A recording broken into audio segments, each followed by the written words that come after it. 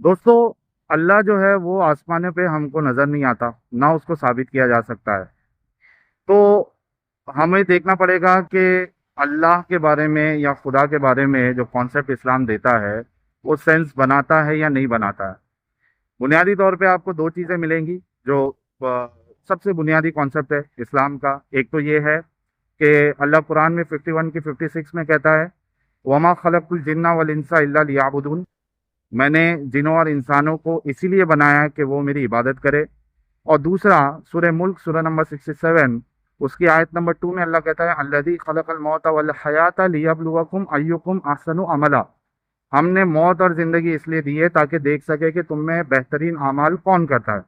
दो चीज़ है कि अल्लाह ने सिर्फ हमें अपनी इबादत के लिए पैदा किया और वो हमें टेस्ट लेना चाहता है।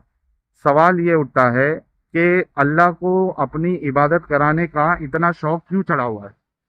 आई मीन, क्या मिलेगा उसको हमसे इबादत करवा के?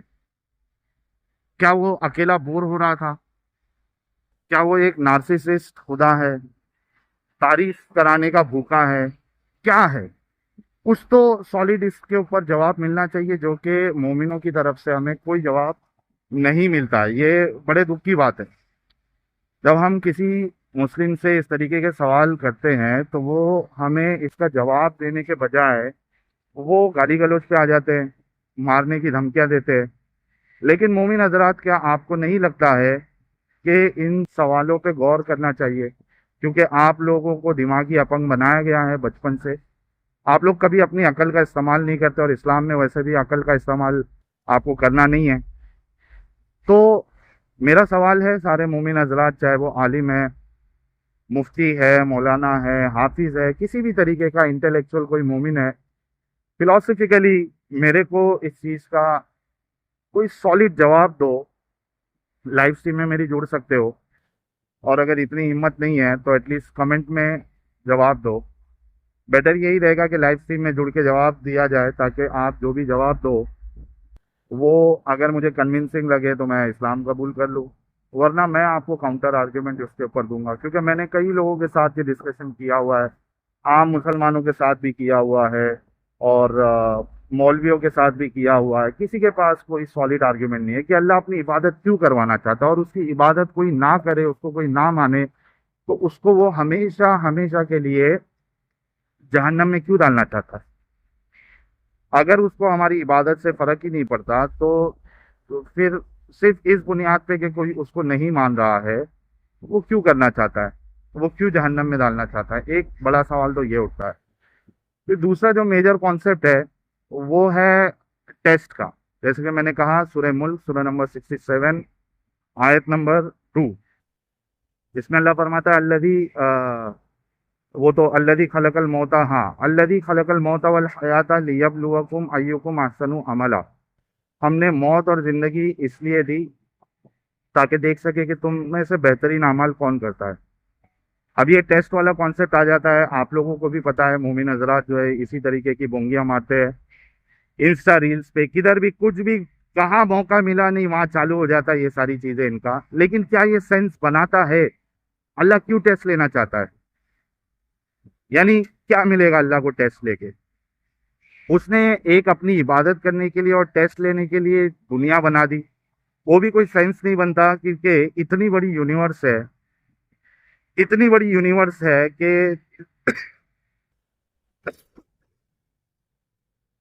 इतनी बड़ी यूनिवर्स है कि इसका कोई एंड भी हमें नहीं पता।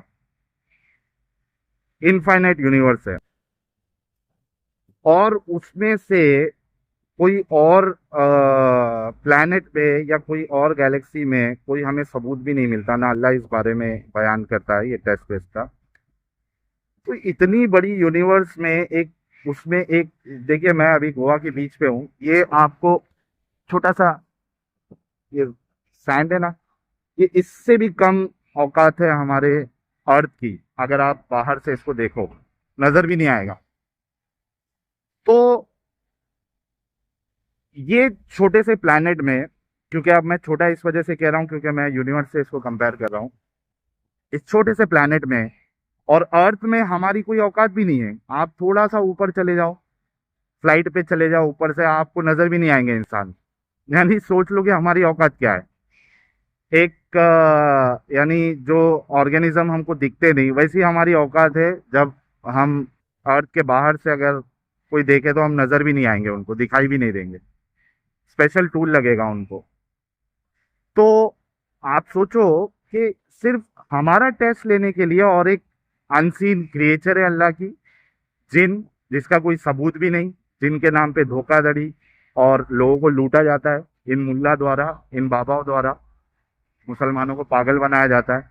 तो एक तो अनक्रिएटेड अल्लाह की एक क्रिएचर अनसीन जिन, जिसको देख नहीं सकता उसको, और इंसानों को अल्लाह ने जो इबादत के लिए पैदा किया है, इतनी बड़ी यूनिवर्स में इतने छोटे से हम, does it even make sense कि क्यों इतनी बड़ी यूनिवर्स बनाया उसने, और सिर्फ टेस्ट लेने के लिए एक छोटा सा प्लेनेट रख के उसमें हमको जो दिखते भी नहीं है उनको रखा है। तो क्या सेंस बनाता है। और आप देखिए कि टेस्ट लेने के चक्कर में अल्लाह जो है वो इंसानों पे मुसीबत भी डाल रहा है, क्योंकि कुरान में ही है कि मुसीबत जो है वो अल्लाह की तरफ से आती है, कि अल्लाह को टेस्ट लेना है। टेस्ट लेने के चक्कर में जो है अल्लाह लोगों को तकलीफ भी दे रहा है, रेप भी करवा रहा है, कत्ल भी करवा रहा है, क्योंकि मुसीबत अल्लाह की तरफ से आती है। और इतना कॉन्ट्रिडिक्टरी कॉन्सेप्ट है इस्लाम का इस चीज को लेके कि मोमिन हजरात खुद कंफ्यूज है। कुरान कुछ और कहता है, मोमिन हजरात हमारे कुछ और कहते हैं। तो ये टेस्ट का कॉन्सेप्ट जो है वो बिल्कुल इलॉजिकल और नॉनसेंसिकल लगता है। और बताइए कि वो ऊपर से बैठ के देख भी रहा है, बच्चियों का रेप हो रहा है, कत्ल हो रहा है, बच्चे परेशान है, वो ऊपर से देख रहा है, कुछ कर नहीं रहा है। आई मीन किस टाइप का खुदा है वो। तो इस्लाम का जो कॉन्सेप्ट है, बाकी के जो कॉन्सेप्ट है वो अपना जाने, मेरा उससे कोई लेना देना नहीं है। लेकिन जो इस्लाम का जो कॉन्सेप्ट है, क्योंकि मैं मुसलमान रहा हूँ, तो इस पे सवाल बनता है। और इस्लाम की जो आइडियोलॉजी है वो लोगों को इस मुस्लिम बनाने की आइडियोलॉजी है। तो सवाल तो किया जाएगा उस पे। तो कोई मोमिन अगर लॉजिकल वे में इन सवालों का जवाब दे दे कि ये अल्लाह जो है वो क्यों अपनी इबादत कराना चाहता है, क्या मिलेगा उसको, और टेस्ट लेके उसको क्या मिल जाएगा, उसका क्या फायदा, और वो टेस्ट लेने के लिए इंसानों को तकलीफ में क्यों डाल रहा है। अडल्ट को तो छोड़ दो, बच्चों को भी तकलीफ में डाल रहा है। आप देखिए जेनेटिक डिसऑर्डर के साथ जो बच्चे पैदा होते हैं, सीपी चाइल्ड हो गया, मोंगोल चाइल्ड है, अ, और भी कई सारी जेनेटिक डिसऑर्डर्स है। आप देखिए कि वो बच्चे कितने तकलीफ में होते हैं, उनकी जिंदगी जो है इतनी तकलीफ में गुजरती है।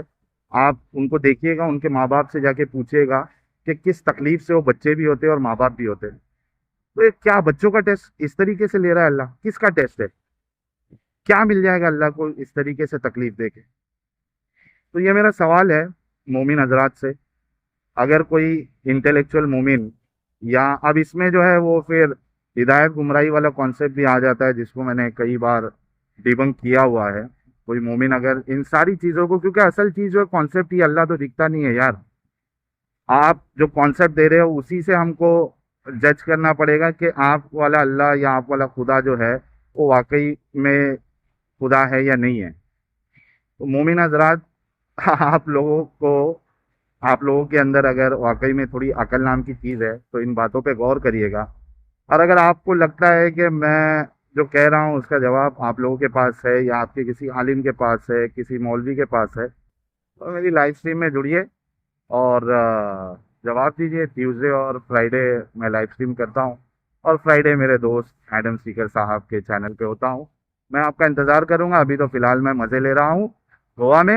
ये देखिए, दुनिया मज़े करने की जगह है भाई, एक ही ज़िंदगी है, मज़े लूट लो बस। चीज़ ये है कि अपने तरफ से किसी को तकलीफ़ नहीं दो।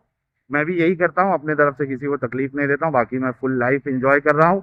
और मेरा जो गोवा का जो ट्रिप है, जो थाईलैंड, श्रीलंका, वियतनाम, कंबोडिया का ट्रिप जिन्होंने स्पॉन्सर किया था, उन्होंने ही मेरा ये गोवा का ट्रिप ईयर एंड का स्पॉन्सर किया है। तो थैंक यू सो मच भाई का। और आप लोग भी उनको अप्रिशिएट ज़रूर करना।